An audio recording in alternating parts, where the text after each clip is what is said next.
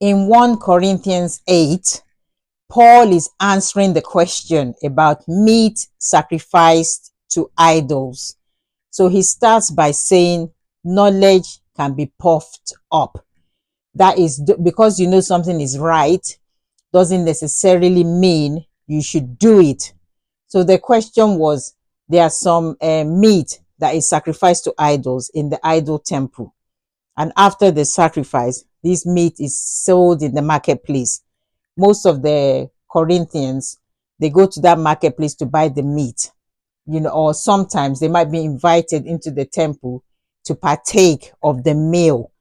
So the question was, can they eat this meat knowing that it had been sacrificed to idols? So Paul is saying, those of you in the know, you know that idols are nothing. They are not gods. We serve the living God, the creator of heaven and earth. So this meat, is food. Of course, you can eat it. But there are those new Christians who do not think the same way. Most of them were pagans before, and they used to go to the temple to sacrifice. So they partake in all the ritual that they did in this sacrifice of these animals.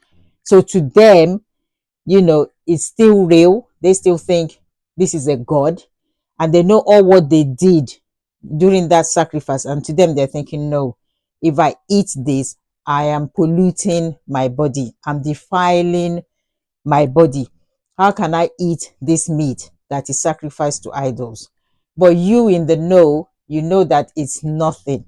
So Paul is saying this. That's why he said knowledge puffs up. So he said, because something is right doesn't mean you do it. You can eat this meat or you may not eat the meat. God is not going to commend you for eating, and he's not going to commend you for not eating. That is not, it has nothing to do with our salvation. However, the weaker brother or sister, it can damage their faith if they see you enter the idol temple and start eating this meat. They might sit there and think, I thought this person was a strong Christian. Is that not our pastor? Why is he going there to eat this meat offered to idols? It will cause him to backslide or to doubt his salvation. Some of them might think, okay, my pastor is eating it, so it must be okay, let me eat. But when they eat, their conscience might be thinking, I shouldn't have done that. Now I'm unclean. Why did I do that? Causing this brother now to sin, because if he thinks it's a sin, to him it is a sin, but to you it is not, because you are in the know. You have the knowledge that it's nothing. So Paul is saying, so because of that brother, because of that sister, don't eat it. If it will cause your brother to stumble, don't eat it. Some years ago, when I still used to enter competitions, there was a magazine, there was a competition inside. You needed that magazine, and the magazine, you could only get it from a pub. A pub is where they sell alcohol, and that particular branch of a pub is not everywhere. There are various locations where you can find it, and there's one on my husband's way home from work. So I begged him, please, on your way coming home, can you go into this pub? It's on this road. It's not far from your work, and get me the magazine. You don't need to say anything to anybody. Go in, the magazines will be on the table. Just take one. It's free, and bring it to me. So when he came home, he said, nah, nah, nah, nah, nah. Never will he set foot in a pub again. He said he entered this pub. Even they came up to him to ask him, what drink does he want? Beer or wine or lager? He said he doesn't drink. He said he saw everybody there drinking. They were inviting him to come and drink. He said some were drunk. He said, what if somebody saw him coming out of that pub? Would they not say, that's our pastor? He went to the pub to drink. He said they will not know that he came there to get this magazine for me. He said he will never go there again. I should go there myself to get a magazine. You see, so he was thinking, what if somebody sees him? Would it not cause them to stumble? They will say, well, if pastor is drinking, we too can drink. And he did not even go there to drink. He went there to get a magazine for me. So this is what Paul is saying, that we should be careful. we should not cause our brothers, our sisters to stumble.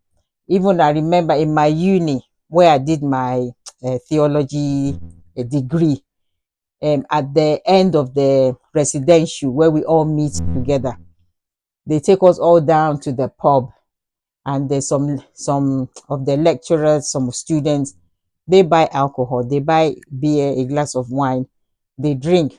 Most of us, especially we of African origin, we buy orange or Coca-Cola soft drink. So in my final year, we had like this get together gathering, all the students and the faculty, and we were like discussing things like, just to let them know if they're doing anything wrong and stuff. And what we were saying is, we don't drink, we don't even go into pub. And most of us, the first time we went into a pub is when we came into a theology school. So when we all go, we feel out of sorts. And then the school actually took it on board and said, yeah, they are wrong to do that. They shouldn't have just invited all the students to come down to the pub. They should have thought that there might be some students that don't drink. Maybe some people are recovering alcoholics and they can't go there. So they should have made different alternative arrangements. They took it on board and they thought, yeah, actually, we are wrong to do that. But then I finished the course, so I don't know now if they've implemented that. But you see, because something is right, if your brother, your sister is weak, don't do it. We have this right, we have this freedom in Christ. So most things we know, we are no longer under the law. But because of our weaker brother or sister, don't do it. Just leave it. As I said in one of the previous chapters, if you are accustomed to drinking a glass of wine every evening with your meal, and you have a visitor, a Christian brother or sister who does not drink, don't drink it while he's there. Don't, because it will cause him to stumble. That this family, they're a Christian family and they're having a glass of wine. He won't see it like that. So don't. So this is what Paul is saying in this chapter. So just be your brother's keeper. Lay down your rights, so that your brother will not stumble. Just lay it down. It's just for a short while. And then you go back to what you are doing. Because I remember, when I started reading the Bible, and I read about the Israelites. The journey should have taken 40 days, but it took 40 years. And I went to my colleague who is a Christian. I was like, wow, it should have taken 40 days, but it took 40 years. And she said, yeah, right. Well, you just found that out. What did you know? Everybody knows that. She made me look this small. She sounded very condescending. I don't think she meant to be, but that's how she came across.